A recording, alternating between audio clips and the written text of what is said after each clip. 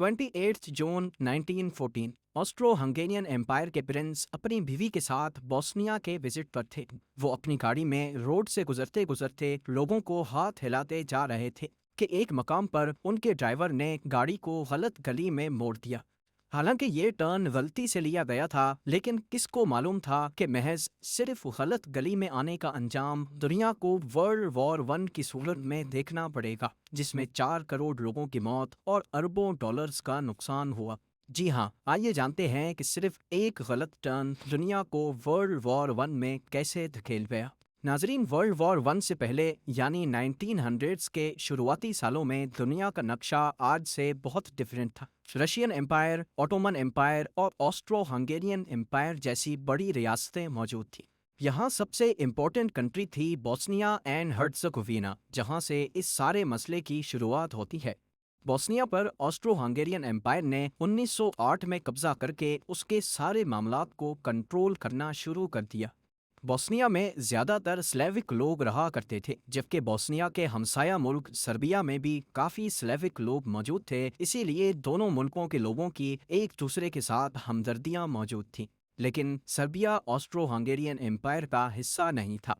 अब इन दोनों मुल्कों के लोग थे तो एक ही, लेकिन इन दोनों पर अलग अलग रियासतें राज करती थी। ऑस्ट्रो हंगेरियन एम्पायर चाहती थी कि सर्बिया पर भी कब्जा करके उसको अपनी एम्पायर का हिस्सा बना ले। इससे बोस्निया समेत सर्बिया भी इनके कंट्रोल में आ जाएगा और यहाँ के लोगों में भी दूरियां खत्म हो जाएंगी। लेकिन यहाँ के लोग ऐसा नहीं चाहते थे। स्लेविक लोगों में ऑस्ट्रो हंगेरियन एम्पायर के इस प्लान को लेकर काफ़ी गम व गुस्सा पाया जाने लगा।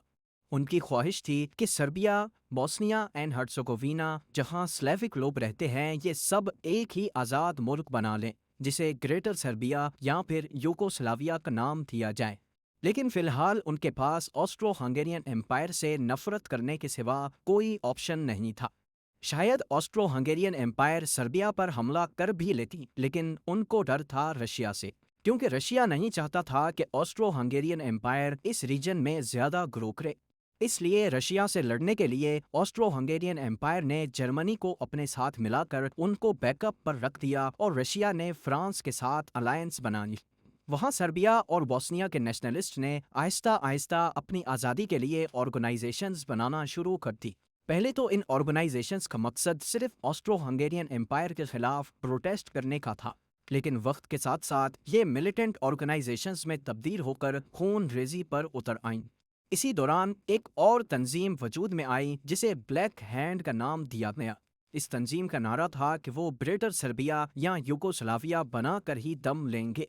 अपने मकसद को पूरा करने के लिए ये तंजीम, ये ऑर्गेनाइजेशन किसी की जान लेने को भी तैयार थी। इसी बीच एक 19 साल का लड़का गैव्रिलो प्रिंसिप भी था, जो हमेशा से आज़ाद मुल्क यूगोस्लाविया का ख्वाब देखा करता था।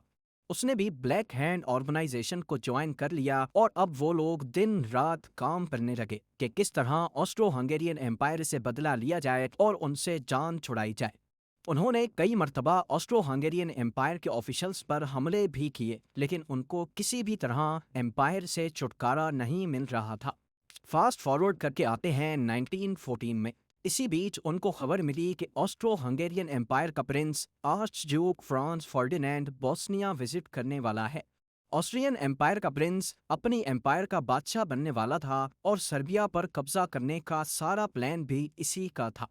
ब्लैक हैंड ऑर्गेनाइजेशन के मेंबर्स को किसी भी सूरत इस प्रिंस को किंग बनने से रोकना था। ये खबर मिलते ही ब्लैक हैंड के मेंबर्स खुश हुए और उनके दिमाग में एक खतरनाक प्लान जन्म लेने लगा। सबसे पहले प्रिंस आर्च ड्यूक के विजिट वाले दिन उसके रूट का पता लगाया गया। मालूम पड़ा कि वो सिटी हॉल में एक नए म्यूजियम की इनॉग्रेशन करने वाले हैं। ब्लैक हैंड के मेंबर्स ने प्लान बनाया कि उनके 3 लोग डिफरेंट लोकेशंस पर लोगों के हजूम में खड़े होंगे। प्रिंस की गाड़ी जिस मेंबर के सामने से भी गुजरेगी, वो पहले ग्रेनेड फेंकेगा और फिर साइनाइड पिल यानी कि जान लेने वाली दवाई खाकर पास मौजूद दरिया में कूद जाएगा। प्लान का मकसद ये था कि प्रिंस को मारने के बाद मारने वाला भी मर जाए। अगर साइनाइड पिल ने काम ना भी किया तो दरिया में कूदने के बाद तो उसकी मौत पक्की है। ऐसा इस वजह से किया जा रहा था क्योंकि ब्लैक हैंड एक सीक्रेट ऑर्गेनाइजेशन थी और वो नहीं चाहते थे कि किसी भी तरह उनके प्लान्स का किसी को पता चल सके। जहां ब्लैक हैंड के मेंबर्स ये सारा प्लान बना रहे थे, वहीं गैवरीलो प्रिंसिप, जिसमें बचपन से ही आज़ादी का जुनून सवार था, वो प्रिंस को मारने के लिए अपना अलग प्लान बना रहा था। 28 जून 1914 ये वो दिन था जब इस प्लान को एग्जीक्यूट करना था। लेकिन प्लान बनाना हमेशा आसान होता है और उस पर अमल करना बहुत मुश्किल। ब्लैक हैंड्स की जानिब से भेजे गए लोगों को ऐसे काम का पहले कोई तजर्बा नहीं था। जब प्रिंस और उसकी वाइफ का काफिला अवाम के सामने से गुजरा तो पहले नंबर वाला आदमी डर के मारे ग्रेनेड फेंक ही ना सका। जब गाड़ी दूसरे नंबर वाले आदमी के सामने से गुजरी तो वो भी कांपने लगा और जितनी देर वो सोच रहा था इतनी देर में गाड़ी गुजर गई। अब सारी जिम्मेदारी तीसरे आदमी पर थी। उसके सामने से जब प्रिंस की गाड़ी गुजरी तो उसने जल्दी से बॉम्ब फेंक दिया, लेकिन उसका निशाना ठीक नहीं था। ग्रेनेड प्रिंस की गाड़ी के बजाय पिछली गाड़ी से भी कुछ दूर जा गिरा, जिससे क्राउड में मौजूद 20 लोग जख्मी हुए, जबकि प्रिंस समेत किसी की भी जान नहीं गई। ये काम करते ही उसने जल्दी से अपनी साइनाइड पिल खा ली, जो कि पुरानी होने की वजह से नाकारा हो चुकी थी।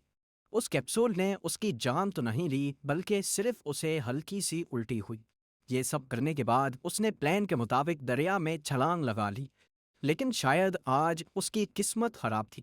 उस दिन दरिया का पानी सिर्फ 1 फुट से थोड़ा ज्यादा था, क्योंकि इस मौसम में दरिया सूख चुका था। पुलिस ने मौके पर पहुंचकर उसे अरेस्ट कर लिया और इस तरह प्रिंस के कत्ल की साजिश नाकाम हो गई। लेकिन कहानी में ट्विस्ट अभी बाकी है। गैवरीलो प्रिंसिप अभी भी अपने खुफिया मिशन पर मौजूद था। बॉम्ब फटने के बाद फौरन प्रिंस और उसकी वाइफ को सिक्योरिटी में ले जाकर सिक्योर जगह पहुंचा दिया गया। प्रिंस आर्च ड्यूक गुस्से में बोस्निया के मेयर से शिकायत करते हैं कि हम आपके शहर विजिट करने आए थे, लेकिन आपने तो हमारा इस्तकबाल बॉम्ब से किया है। प्रिंस को जब बताया जाता है कि बॉम्ब फटने की वजह से 20 लोग जख्मी हैं, तो प्रिंस फौरी तौर पर अपना शेड्यूल चेंज करके म्यूजियम के बजाय हॉस्पिटल जाने का फैसला करते हैं, ताकि जख्मियों की खैर खबर मालूम की जा सके। लेकिन शेड्यूल और रूट चेंज होने की इतला उनकी गाड़ी के ड्राइवर को नहीं दी जाती। प्रिंस दोबारा आकर अपनी गाड़ी में अपनी वाइफ के साथ बैठ जाते हैं और हॉस्पिटल की तरफ रवाना हो जाते हैं। दूसरी जानिब गैवरीलो प्रिंसिप म्यूजियम जाने वाले रोड पर खड़ा प्रिंस पर हमला करने का वेट कर रहा होता है। इतने में प्रिंस की गाड़ी म्यूजियम जाने के लिए टर्न करती है। ड्राइवर, जिसको मालूम नहीं था कि प्रिंस को हॉस्पिटल जाना है, वो गाड़ी को म्यूजियम की तरफ मोड़ता है, उसी मोड़ पर जहां गैवरीलो प्रिंसिप खड़ा है। फौरी तौर पर स्टाफ ड्राइवर को शेड्यूल के बारे में बताता है और गाड़ी को टर्न करके हॉस्पिटल जाने का कहता है। रिवर्स करते हुए गाड़ी की रफ्तार काफ़ी स्लो हो जाती है और गैवरीलो प्रिंसिप के लिए इससे अच्छा मौका नहीं था। वो अपनी पिस्टल निकालता है और गाड़ी पर फायर कर देता है। प्रिंस आर्च ड्यूक और उसकी वाइफ मौके पर ही मारे जाते हैं। जब प्रिंस की मौत की खबर ऑस्ट्रो हंगेरियन एम्पायर के बादशाह तक पहुंचती है तो वो गुस्से में आकर सर्बिया पर हमला कर देता है। दूसरी जानिब रशिया, जो पहले से ही सर्बिया को सपोर्ट कर रहा था, उसने समझा कि शायद ऑस्ट्रो हंगेरियन एम्पायर सर्बिया पर कब्जा करना चाहता है। इसीलिए वो सर्बिया के बिहाफ पर ऑस्ट्रो हंगेरियन एम्पायर के खिलाफ खड़ा हो जाता है। उधर जर्मन एम्पायर ने पहले से ऑस्ट्रो हंगेरियन एम्पायर की सपोर्ट का ऐलान कर रखा था, वो भी रशिया के मुकाबले में आ जाती है। ये देखते हुए फ्रांस, जो पहले न्यूट्रल रहने का इरादा कर रहा था, वो भी रशिया के साथ मिलकर जर्मनी पर हमला करता है। ऑटोमन एम्पायर को कमजोर करने में फ्रांस और रशिया का बड़ा हाथ था। इसी वजह से वो जर्मनी की सपोर्ट में अपने हथियार निकाल लेते हैं। यूनाइटेड किंगडम, जिसने फ्रांस के साथ मिलकर मिडिल ईस्ट में ऑटोमन एम्पायर को खत्म करने की साजिश की थी, वो फ्रांस के साथ जा मिलते हैं। देखते ही देखते इस जंग में जापान और यूएसए की भी एंट्री होती है और एक गलत टर्न लेने की वजह से वर्ल्ड वॉर 1 का आगाज हो जाता है। कहा जाता है कि अगर उस दिन प्रिंस की गाड़ी ये रॉन्ग टर्न ना लेती तो शायद उसकी मौत नहीं होती और यूं वर्ल्ड वॉर 1 शुरू होने का मौका नहीं मिल पाता। सिर्फ एक जान जाने की वजह से वर्ल्ड वॉर 1 में 4 करोड़ लोग मर गए और जंग की वजह से जो मिलिट्री एक मुल्क से दूसरे मुल्क ट्रांसफर हुई, उनकी वजह से जानलेवा स्पेनिश फ्लू भी पूरी दुनिया में फैल गया, जो 5 करोड़ से ज्यादा जानें ले उड़ा। इस सब के अलावा जो पूरी दुनिया को इकोनॉमिक इश्यूज का सामना करना पड़ा और जो फाइनेंशियल लॉस हुआ, उसका अंदाजा लगाना भी काफी मुश्किल है। वैसे आपको एक फन फैक्ट बताता चलूं कि वर्ल्ड वॉर वन का सीज फायर प्रिंस की मौत के 4 साल के बाद 11 नवंबर 1918 को साइन किया गया था, यानी 11-11-18। और प्रिंस आर्च ड्यूक की गाड़ी का नंबर भी 11-11-18 ही था। क्या यह वाकई कोई को इंसिडेंस है या फिर इसके पीछे भी कोई बहुत बड़ी साजिश थी? मुझे कमेंट सेक्शन में ज़रूर बताइएगा।